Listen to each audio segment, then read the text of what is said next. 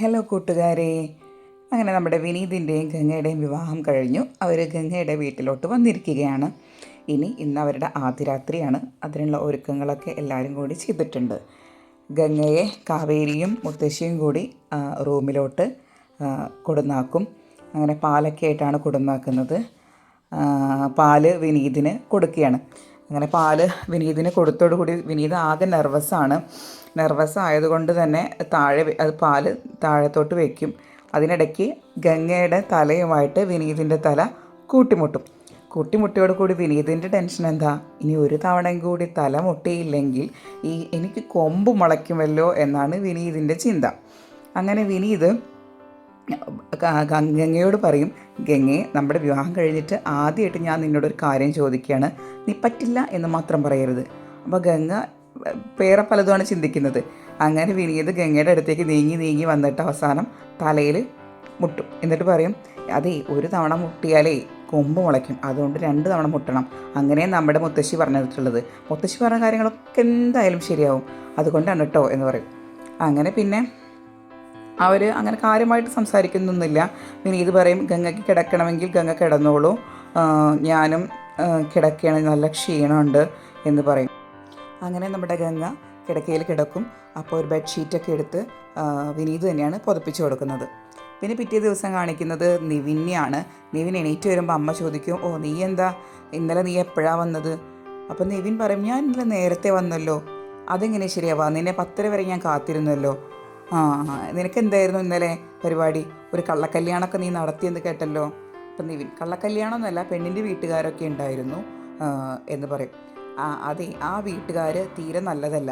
ആ വിനീതിൻ്റെ അമ്മ, അതായത് അരവിന്ദൻ്റെ പെങ്ങൾ പോലും ഈ വിവാഹത്തിന് സമ്മതിക്കാത്ത സ്ഥിതിക്ക് ആ വീട്ടുകാർ തീരെ ശരിയല്ല, അവരായിട്ട് നീ കൂട്ടുകൂടരുത് എന്ന് പറയും.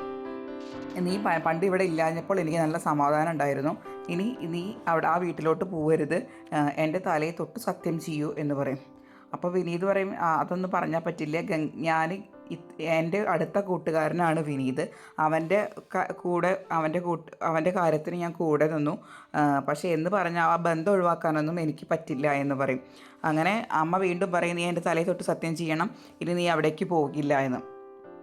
അങ്ങനെ നിവിൻ സത്യം ചെയ്യുന്നൊന്നുമില്ല, അമ്മയുടെ തലയിൽ തൊട്ട് സത്യം ചെയ്യുന്നൊന്നുമില്ല. അങ്ങനെ അവൻ അവിടുന്ന് പുറത്തേക്ക് പോവുകയാണ്. പിന്നെ നമ്മളുടെ പിറ്റേ ദിവസമാണല്ലോ, മുത്തശ്ശി എണീറ്റിട്ട് മുറ്റത്ത് എന്തൊക്കെയോ ചെയ്യുന്നുണ്ട്. അപ്പം നമ്മുടെ ശാരദ ചായ കൊണ്ട് വരുന്നുണ്ട്. അപ്പോൾ ശാരദ ചായ കൊണ്ട് വന്നിട്ട് ആ സമയത്ത് കാവേരി വരുന്നുണ്ട്. കാവേരിക്ക് പല്ല് തേക്കാനോ കുളിക്കാനോ ഒന്നും പറ്റിയില്ല, ചൂടുവെള്ളം ഇല്ലാത്തതുകൊണ്ട്. അപ്പോൾ അമ്മ ചോദിക്കും, എന്താ ചൂടുവെള്ളം ഉണ്ടാക്കാൻ ശാരദേ? അപ്പോൾ ശാരദ പറയും, ചൂടുവെള്ളം സാധാരണ ഗംഗയല്ലേ ഉണ്ടാക്കാറ്, അപ്പോൾ ഗംഗ വന്നിട്ടില്ലല്ലോ, അപ്പോൾ അതുകൊണ്ടാണ്, ഞാനും തണുത്ത വെള്ളത്തിൽ തന്നെയാണ് കുളിച്ചത്, നീയും അതിലെങ്ങനെ കുളിച്ചാൽ മതി എന്ന് പറയും. അപ്പോഴാണ് നമ്മുടെ ഗംഗ എണീറ്റ് വരിക. അപ്പോൾ ഗംഗ എണീറ്റ് വരുമ്പോൾ ഗംഗയും ഈ ചായ എടുത്ത് കുടിക്കും. അപ്പോൾ മുത്തശ്ശി ചോദിക്കും, മോളെ എങ്ങനെ ഉണ്ടായിരുന്നു, ഇന്നലെ നന്നായി ഉറങ്ങിയോ? ഉറങ്ങിയല്ലോ മുത്തശ്ശി. അതല്ല, കിടന്നപ്പോഴേക്കും ഉറങ്ങിയോ? ഉറങ്ങിയല്ലോ. എന്താ മുത്തശ്ശി എന്ന് ചോദിച്ചു. ഒന്നുമില്ല, ഞാൻ ഉറങ്ങിയോ എന്നറിയാൻ വേണ്ടിയിട്ട് ചോദിച്ചേ ഉള്ളൂ, വേണമെങ്കിൽ മോൾ കുറച്ച് നേരം കൂടി പോയി കിടന്നോ എന്ന് പറയും. അപ്പോൾ ഗംഗ പറയും, വേണ്ട, ഇന്ന് തന്നെ കുറച്ച് കൂടുതൽ നേരം ഉറങ്ങിയിട്ടുണ്ട്, ഈ ഉറക്കത്തിൻ്റെ തന്നെ ആവശ്യം ഉണ്ടായിരുന്നില്ല എന്ന് പറയും. അപ്പോൾ ശാരദ പറയും, ഗംഗ, നീ ഒന്ന് പോയി കുളിച്ചിട്ട് വാ, വിവാഹം കഴിഞ്ഞ് നിൽക്കുന്ന ആദ്യത്തെ ദിവസമല്ലേ, നിന്നെ കാണാൻ ആരെങ്കിലും വന്നാലോ? എന്നെ കാണാൻ ആര് വരാനാ മുത്തശ്ശി, എന്നാലും അമ്മ പറഞ്ഞതല്ലേ, ഞാൻ കുളിക്കാം എന്ന് പറഞ്ഞ് ഗംഗ പോവും. അപ്പോൾ ശാരദ ചോദിക്കുകയാണ്, എന്തിനാ അമ്മേ അവളോട് ഇന്നലെ രാത്രി പെട്ടെന്ന് ഉറങ്ങിയോ എന്നൊക്കെ ചോദിക്കുന്നത്? കാവേരി കേൾക്കുമല്ലോ, കാവേരി കേട്ട് കഴിഞ്ഞാൽ അവളെന്താ വിചാരിക്കുക? അപ്പോൾ മുത്തശ്ശി പറയും, ആര്, കാവേരിയോ?